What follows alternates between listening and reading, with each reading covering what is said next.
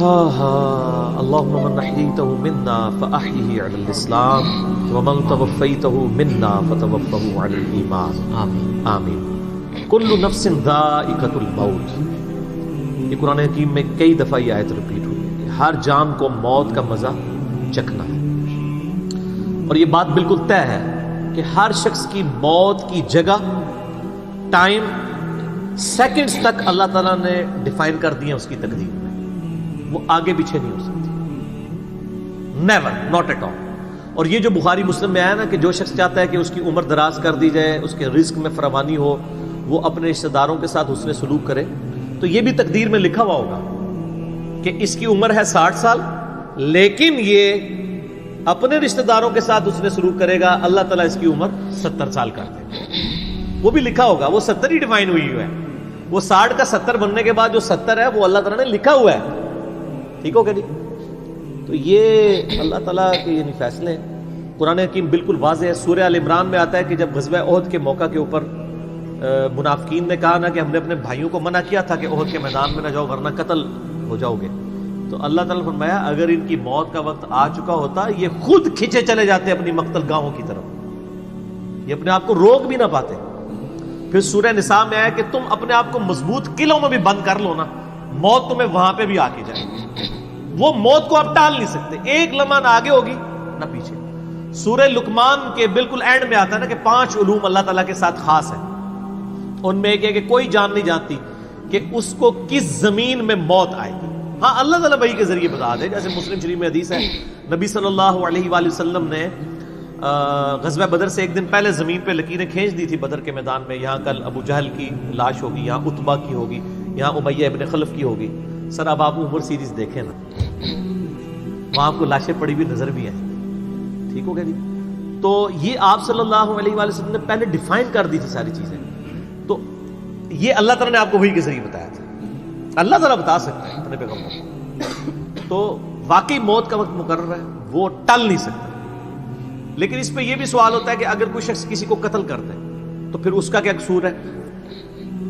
وہ اللہ تعالیٰ کا ایک قانون ہے. اس نے مرنا تو تھا، اس میں کوئی شک نہیں ہے، لیکن دنیا میں اللہ تعالیٰ نے رولز اور ریگولیشن کے ساتھ دنیا کو جوڑا ہوا ہے. سورۃ البقرہ میں آیا کہ قصاص میں انسانیت کی زندگی ہے. سورۃ المائدہ میں آیا جس نے ایک جان کو ناحق قتل کیا اس نے پوری انسانیت کو قتل کیا، اور جس نے ایک شخص کی جان بچائی پوری انسانیت کی جان بچائی. لہٰذا یہ جو کوئی کسی کو قتل کرے گا تو قرآن میں ہے قصاص کے اندر انسانیت کی زندگی ہے. انسانیت 2 چیزوں پہ چل رہی ہے، احترام جان اور احترام مال.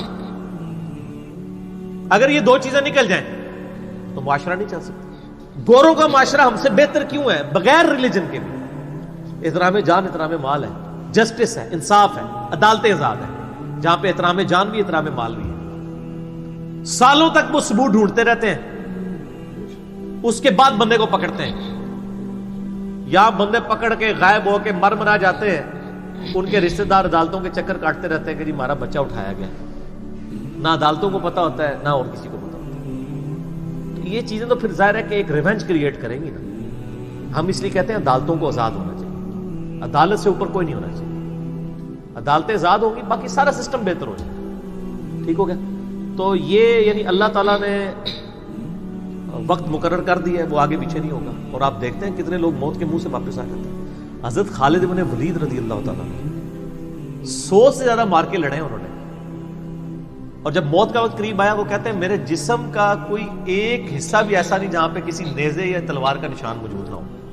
یہ عمر سیریز میں انہوں نے ان کی موت کا وقت فلمایا ہے. ابو دردہ ان کے پاس بیٹھے ہوئے ہیں اور وہ کہتے ہیں دیکھ لو اگر موت میدان جنگ میں آنی ہوتی نا ابو دردہ تو میرے جسم کا ایک حصہ بھی ایسا نہیں جہاں پہ کوئی زخم نہ ہو، اور میں ایک بوڑھے اونٹ کی طرح بستر مرگ پہ مر رہا ہوں. میدان جنگ میں نہیں شہادت ملی. شہادت اتنی آسانی سے نہیں مل جاتی انسان کو، وہ اللہ تعالیٰ جس کے لیے ڈیفائن کرے گا. باقی یہ ہے کہ اللہ تعالیٰ نے ان کو ایک فضیلت دی کہ وہ اللہ کی تلوار تھے. ظاہر تلوار تو ٹوٹ نہیں سکتی تھی. تو جو لوگ اللہ کے لیے زندگی گزارے وہ عام حالت میں بھی مرے، اللہ تعالیٰ ان کو شہادت کا رتبہ عطا فرما دیتا ہے. میدان جنگ میں جانے سے موت نہیں آتی. کتنے لوگ موت کے منہ سے واپس آتے ہیں. اور سر ایئر کریش میں لوگ بچ گئے ہوئے ہیں، اور تو اور چھوڑ دیں جہاں پہ کوئی انسان امیجن نہیں کر سکتا. کئی بم پھٹتے ہیں، بندے مر جاتے ہیں، کسی عورت نے بچہ اٹھایا ہوا ہے، بچہ سیدھا سلامت مل جاتا ہے وہاں سے. یہ اللہ کے فیصلے ہیں کس کے لیے کیا زندگی رکھی ہے. وہ اسی لیے کہا جاتا ہے نا کہ مارنے والے سے جو بچانے والا جو ہے نا وہ بڑا ہے. یعنی وہ ویسے تو مارنے والا بھی اللہ ہی ہوتا ہے، لیکن وہ اس حوالے سے کہا جاتا ہے کہ دنیا میں اگر کوئی سمجھتا ہے نا کسی شخص کو مار سکتا ہے تو، اور اگر اللہ نے اس کی موت نہیں لکھی ہوئی موت انسان کی زندگی کی حفاظت کرتی ہے. سر میری سب سے بڑی محافظ میری موت ہے. اگر میری موت لکھی ہوئی ہے نا 2050 کے اندر، پوری دنیا مل کے بھی مجھے 2049 میں بھی نہیں مار سکتی. آج 2018 میں تو تصور بھی نہیں. اور اگر میری زندگی لکھی ہوئی ہے 2018 میں ختم ہونی، چاہے وہ ایئر کریش کے اندر ہو، چاہے وہ ہارٹ فیٹ کے ذریعے ہو، چاہے وہ گردوں کے فیلئر کے ذریعے ہو، چاہے برین ہیمریج کے ذریعے ہو، کسی بھی ذریعے سے ہو، تو کوئی اسے بڑھا نہیں سکتا. دیکھ لینا آپ پچھلے دنوں کتنا بڑا ایک واقعہ ہوا ہے. یعنی ہمارے پاکستان میں 3 ٹائمز جو پرائم منسٹر رہے ہیں نواز شریف صاحب، ان کی بیوی 1 سال سے زیادہ وینٹیلیٹر کے اوپر رہی ہے. ان کے پاس پیسے کی کوئی کمی تھی؟ علاج کرانے کا کوئی ایشو تھا؟ سب کچھ کروایا، بچا سکے؟ نہیں. غریب آدمی تو کہتا ہے پیسے ہوتے تھے شاید بچ ہی جاتا. سر جن کے پاس پیسے ہیں وہ بچا کے بتاتے ہیں. موت کا وقت لکھا ہوا سر، کوئی نہیں ٹال سکتا. صرف پیغمبر کے بارے میں بخاری مسلم میں آتا ہے، عائشہ کہتی ہیں کہ نبی صلی اللہ علیہ وآلہ وسلم فرمایا تھا کہ اللہ تعالی انسان جو پیغمبر ہوتا ہے نا اس کے اوپر یہ آپشن رکھتا ہے کہ وہ چاہے تو ہمیشہ کے لیے زندہ رہے، چاہے اسے موت آ جائے. پیغمبر کے علاوہ کسی اور کے لیے یہ فضیلت نہیں ہے. اور کہتی ہیں کہ بخاری مسلم دونوں میں نے وفات النبی پہ مسئلہ 163 بھی ریکارڈ کروایا، اس میں نے بتایا تھا کہ عائشہ کہتی ہیں نبی صلی اللہ علیہ وآلہ وسلم اپنے موت کے وقت بار بار اوپر سر مبارک یعنی اٹھاتے تھے اور کہتے تھے اللہم الرفیق الاعلی. تو کہتی ہیں میں نے جان لیا کہ حضور اپنی صحت مند زمانے میں کہا کرتے تھے کہ موت کے وقت نبی کے اوپر پیش کیا جاتا ہے، چاہے تو وہ دنیا میں رہے چاہے اسے موت آ جائے. تو مجھے لگتا ہے کہ نبی علیہ السلام پہ اس وقت آفر وہ پیش کی جا رہی ہے اور آپ کہہ رہے ہیں اللہ مجھے رفیق الاعلیٰ کے ساتھ ملا لے. تو میں نے کہا مجھے اب پتہ چل گیا کہ آپ صلی اللہ علیہ وسلم کو یعنی وفات ہو جائے گی آپ کی. یہ نبی کے لیے خاص ہے اور کسی کو کوئی آپشن نہیں ملتا. وہ بخاری مسلم میں موجود ہے نا حدیث، حضرت موسیٰ علیہ السلام کے پاس حضرت اسرائیل علیہ السلام. اسرائیل کا لفظ تو یعنی تفسیر تبری میں اور یہودیوں کے ہاں ملتا ہے، یہ بنی اہل سنت کے ہاں بھی رناؤنڈ ہے. اصل میں لفظ ہے ملک الموت. دونوں لفظ ٹھیک ہے. ملک الموت علیہ السلام حضرت موسیٰ علیہ السلام کے پاس گئے، انہوں نے آگے سے تھپڑ مار دیا، ان کی آنکھ نکل گئی، انسانی شکل میں آئے تھے. تو وہ اللہ تعالیٰ کے پاس شکایت لے کے گئے کہ تو مجھے اس شخص کے پاس بھیج رہا ہے کہ جو مرنا نہیں چاہتا. اللہ تعالیٰ نے فرمایا اس کو جا کے کہو کہ تم جو ہے وہ بیل کی پشت کے اوپر ہاتھ رکھو، تمہارے ہاتھ کے نیچے جتنے بال آ جائیں گے نا اتنے سال بھی زندگی تمہاری اور بڑھا دی جائے، سینکڑوں سال. حضرت موسیٰ نے کہا اس کے بعد ان کا اس کے بعد موت. کل نفس ذائقۃ الموت، موت تو سب کو آنی ہے، ایک ہی ہے جسے موت نہیں آنی. یا حی یا قیوم برحمتک استغیث، اے خود سے زندہ اور ہر چیز کو تھامنے والے، باقی وہ سب کو موت آنی ہے. تو انہوں نے کہا پھر بعد میں آنی ہے تو ابھی کیوں نہیں؟ موت نہیں کوئی ٹال سکتا سر، ورنہ پیغمبروں کے لیے ٹل جاتی. وہ پیغمبروں کو جو آفر بھی لگائے گی وہ یہ نہیں ہے کہ ہمیشہ زندہ رہیں گے، نہیں، قیامت تک. قیامت میں تو سب کو موت آ ہی جانی ہے. ٹھیک ہے. اور پھر ایک وہ وقت بھی ہوگا جب اللہ تعالیٰ پوچھے گا لمن الملک اليوم، تو کوئی جواب دینے والا نہیں ہوگا، سب کو موت آ چکی ہوگی. سارے فرشتے، جنات، انسان، مخلوقات، اللہ خود ہی جواب دے گا للہ الواحد القہار. سورہ المومن میں آتا ہے آج کے دن اس واحد قہار کی حکومت ہے. اللہ تعالیٰ پوچھے گا کہاں ہے آج وہ جابر حکمران، بڑے بڑے بادشاہ کدھر ہیں؟ تو اللہ کے لیے کوئی مسئلہ ہے کسی کو یعنی پلک جھپکنے میں مسل دینا؟ تو موت اللہ تعالیٰ نے ڈیفائن کی. اور موت کیا، آپ کو جو تکلیفیں پہنچتی ہیں سر وہ بھی ڈیفائنڈ ہے. قرآن میں وَلَنَبْلُوَنَّكُمْ بِشَيْءٍ مِّنَ الْخَوْفِ وَالْجُوعِ وَالنَّقْصِ مِّنَ الْأَمْوَالِ وَالْأَنفُسِ وَالثَّمَرَاتِ. ہم ضرور تمہیں آزمائیں گے تھوڑے سے خوف سے، بھوک سے، جان اور مال میں نقصان سے، پھر چیک کریں گے کون ہے صبر کرنے والا. اور جو صبر کرنے والا ہے اذا اصابتهم مصیبت قالوا انا للہ وانا الیہ راجعون. تو پھر ان لوگوں کے ساتھ اللہ تعالیٰ ہوتا ہے جو کہتے ہیں ہم بھی اللہ کی طرف سے آئے تھے، اللہ کی طرف چلے جائیں گے، یہ تکلیف بھی آئی تھی الٹیمیٹلی تو چلی جائے گی نا. ان اللہ مع الصابرین، اللہ تعالیٰ صبر کرنے والوں کے ساتھ ہے. اس حوالے سے ایک آیت قرآن حکیم کی بڑی کریٹیکل ہے، مجھے ضمناً یاد آ گئی، سورہ الحدید کے اندر ہے. بہت کریٹیکل آیت ہے، اور یہ ٹاپک قرآن حکیم میں صرف سورہ الحدید کے اندر ہی ایڈریس ہوا ہے، اور جس طریقے سے یہ شد و مت کے ساتھ بیان ہوا ہے نا، آیت نمبر 22-23، اعوذ باللہ من الشیطان الرجیم، ما اصاب من مصیبت فی الارض، کوئی مصیبت بھی زمین میں نہیں آتی، ولا فی انفسکم، اور نہ تمہاری جانوں میں، یعنی زمین پہ جتنے زلزلے آتے ہیں، طوفان آتے ہیں، سونامی آتے ہیں، قحط پڑتا ہے، یہ جتنے بھی عذاب آتے ہیں یا تکلیف آتی ہیں، اور نہ تمہاری جان میں، یعنی کسی کو کینسر ہوتا ہے، کسی کے گردے فیل ہوتے ہیں، کسی کی آنکھ ضائع جاتی ہے، کسی کے اوپر فالج کا اٹیک ہو جاتا ہے، کسی کو ہارٹ اٹیک ہوتا ہے، اللہ تعالیٰ فرماتا ہے یہ ساری تکلیف چاہے زمین پہ ہیں یا تمہاری جانوں پہ ہیں، الا فی کتاب من قبل ان نبرأها، وہ تو پہلے ہی ہم نے لوح محفوظ پہ لکھی ہوئی ہے، اس سے پہلے کہ ہم ان کو بھیجے، ڈیفائن ہے، ہونا ہے کہ فلاں تاریخ کو اتنے بجے اس کے ساتھ یہ ہوگا، یہ ڈیفائن ہے۔ ان ذالک علی اللہ یسیر، بے شک یہ اللہ کے لیے بہت آسان ہے، ٹینشن نہیں لینی کہ یار یہ کیسے ہو سکتا ہے کہ پہلے ہی پتا ہو، اربوں انسانوں کے ساتھ اربوں واقعات، اور صرف انسان نہیں باقی مخلوقات کے ساتھ، اللہ فرماتا ہے میرے لیے تو آسان ہے، لیکن اس کی ریزن بتائیے کیوں ہے، لِكَيْ لَا تَأْسَوْا عَلَى مَا فَاتَكُمْ، یہ ہم نے اس لیے کیا تاکہ جو تم سے بات، جو نعمت تم سے چھن جائے تم اس کے اوپر افسوس نہ کرو، وَلَا تَفْرَحُوا بِمَا آتَاكُمْ، اور نہ تم شیخی بگاڑو جو تمہیں نعمت ملے اس کے اوپر، اچھائی ملے تو یہ نہ کہو بڑا میرا کمال ہے، وہ تقدیر میں تھی، ملنی تھی، اور اگر کوئی چیز چھن جائے تو افسوس نہ کرو، واللہ لا يحب كل مختال فخور، اللہ تعالیٰ کو شیخی بگاڑنے والے پسند نہیں ہے۔ یہ آیت نمبر 22-23 بتا رہی ہے سورۃ الحدید کی کہ زمین و آسمان پہ جتنی بھی تکلیف انسانوں پر، جنات پر، جانوروں پر آتی ہیں وہ ڈیفائنڈ ہے، اور انہی تکلیف میں سے ایک بڑی تکلیف موت ہے، وہ بھی ڈیفائنڈ ہے، وہ کوئی ٹال نہیں سکتا، کوئی کسی کی موت کو ٹال نہیں سکتا، اور نہ کوئی کسی شخص کو موت دے سکتا ہے۔ آپ دیکھیں لوگوں نے کتنی ایفرٹس کی ہیں، خود ہمارے نبی صلی اللہ علیہ وآلہ وسلم پہ کس قسم کی ایفرٹس کی گئی ہیں، اللہ تعالیٰ نے آپ کو کس طریقے سے مکے سے نکال کے مدینے تک پہنچا دیا، اور وہ بخاری مسلم میں بڑی مشہور حدیث ہے، آپ تو صرف درخت کے نیچے آرام کر رہے تھے، تلوار سائیڈ پہ لٹکائی ہوئی تھی،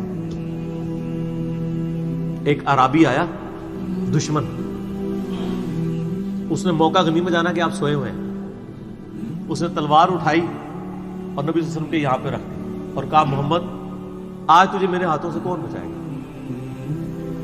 تو نبی صلی اللہ علیہ وسلم نے کوئی کانفیڈنس لوز نہیں کیا، ان کو پتا تھا والذی ارسل رسولہ بالہدی ودین الحق لیظہرہ علی الدین کلہ، اللہ نے اپنے نبی کے پیچھے اللہ ہے، ان کا اللہ بچائے گا، اللہ جب سنا اس کے ہاتھ کانپنے شروع ہو گئے، اس کے ہاتھ سے تلوار ہی گر گئی، نبی علیہ السلام نے وہ تلوار اٹھائی اور کہا اب تجھے میرے ہاتھوں سے کون بچائے گا؟ یہ بخاری مسلم دونوں میں یہ واقعہ ہے۔ اس نے کہا آپ تو معاف فرمانے والے ہیں، درگزر فرمانے والے ہیں، تو یعنی آپ کے وہ حسن اخلاق سے پھر متاثر ہوا، مسلمان ہو گیا۔ مسئلہ یہ ہے کہ یہ کانفیڈنس آپ کو ہونا چاہیے۔ بخاری مسلم میں حدیث ہے کہ غزوہ حنین کے موقع پر کچھ صحابہ کی زبان سے نکل گیا کہ بدر میں تو 313 تھے، غالب آ گئے تھے، آج تو ہم 12,000 ہیں، کافر تو بڑے تھوڑے ہیں۔ اور یہ ذکر سورۃ الانفال میں آیا غزوہ حنین کا، یہ فتح مکہ کے بعد بھی ہوئی تھی یہ جنگ، مشرکین عرب سے آخری جنگ قبیلہ حوازن کے خلاف۔ اللہ کا ماتا جب تم نے یہ جملہ بولا نا پھر تمہیں بھاگنے کی جگہ نہیں ملتی تھی۔ حوازن کے لوگوں نے جب تیر چلائے تو 12,000 میں سے صرف 80 بندے نبی علیہ السلام کے ساتھ رہ گئے، باقی سب بھاگ گئے۔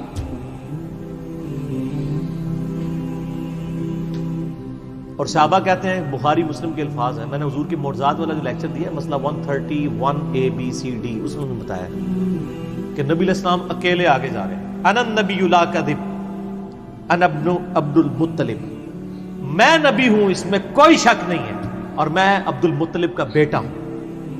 یہ رڈز پڑھتے ہوئے آپ صلی اللہ علیہ وسلم اکیلے آگے جا رہے ہیں، اور آپ صلی اللہ علیہ وسلم نے زمین سے یوں مٹھی بھری کنکریوں کی اور یوں کافروں کی طرف، اور فرمایا چہرے مسخ ہو جائیں، آنکھیں اندھی ہو جائیں، اور سب کی ہو گئی، مسلمانوں کو فتح ہو گئی۔ اور اسی کا ذکر ہے وما رمیت اذ رمیت ولکن اللہ رمی، اے نبی جو آپ نے کنکریاں پھینکی تھی وہ آپ نے نہیں پھینکی تھی، وہ اللہ نے پھینکی تھی، یعنی اللہ کا پیچھے ڈیوائن ڈیسیژن تھا۔